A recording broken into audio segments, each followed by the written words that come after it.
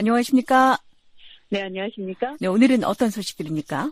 네, 러시아군의 화학무기 사용 위험이 고조되고 있다고 우크라이나 대통령이 경고했습니다.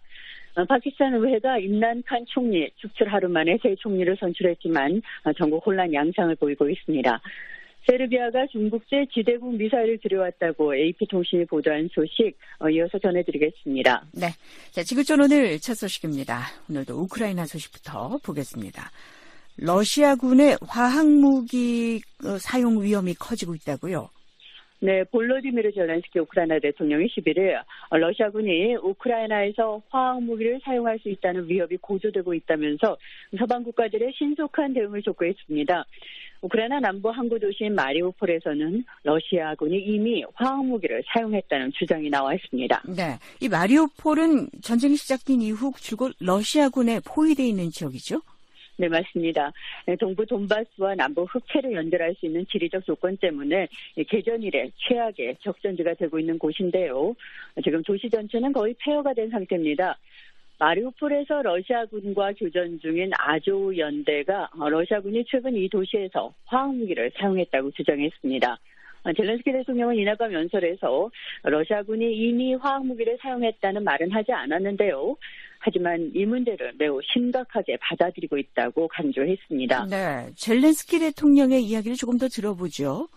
네, 젤렌스키 대통령은 국제사회 지도자들이 이미 러시아군의 화학무기 사용 가능성을 논의했다는 걸 상기시키면서 러시아의 침략 행위에 대해서 더 단호하고 빠른 대응을 촉구했습니다.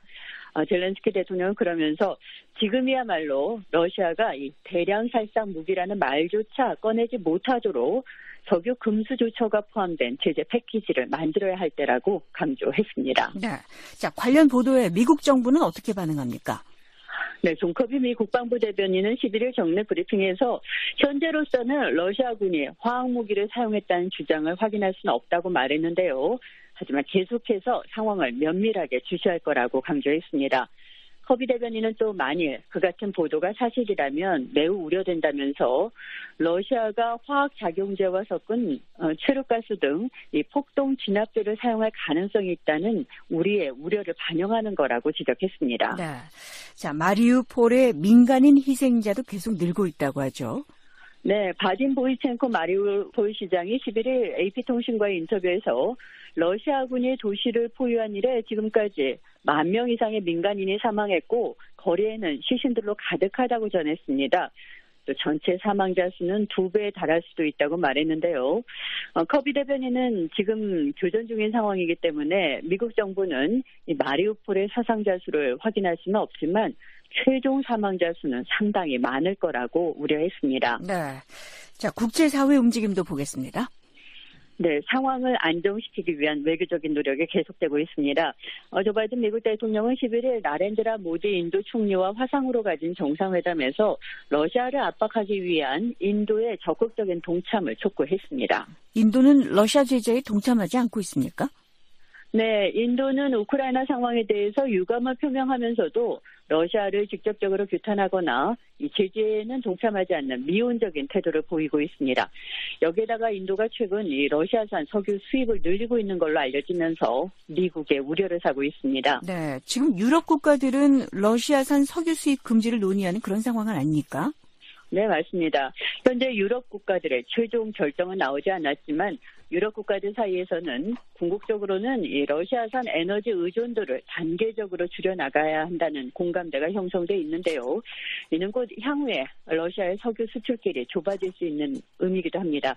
이런 가운데 인도가 러시아산 석유 수입을 늘리면서 이 서방의 움직임에 반하는 행보를 보이고 있는 겁니다. 예, 자, 바이든 대통령과 모디 총리가 정상회담에서 이 점에 대해서도 논의를 했습니까?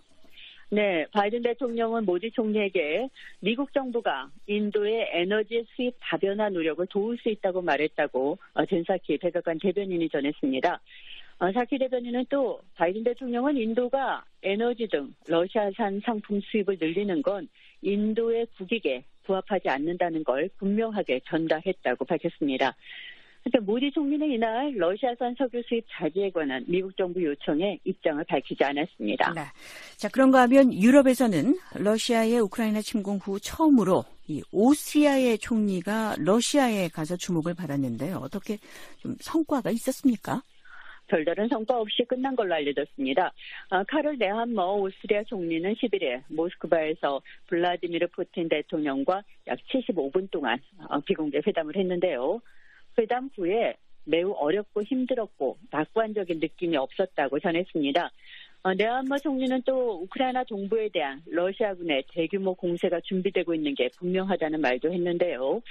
오스트리아 국내에서는 네함머 총리의 이 방문이 결국은 푸틴 대통령의 선전에 이용될 거라는 비판의 목소리가 나오고 있습니다. 네. 자, 이런 가운데 러시아의 조건부 디폴트, 그러니까 채무 불이행이 선언됐다는 소식도 들립니다. 네, 러시아 정부가 100여 년 만에 처음으로 국가 채무를 이행하지 못했다고 국제 신용평가기관인 S&P가 밝혔습니다. S&P는 11일 러시아는 채권 계약서에 달러로 지급하겠다고 했기 때문에 루블화 이전이 채무 상환에 해당하지 않는다고 지적했습니다. 러시아는 지난 4일자 이 만기가 도래한 6억 4,900만 달러의 채무에 대해서 루블화로 상환하려고 했는데요. S&P는 이는 원래 금액과 동일한 달러로 바꿀 수 없기 때문에 디폴트에 해당한다고 밝혔습니다.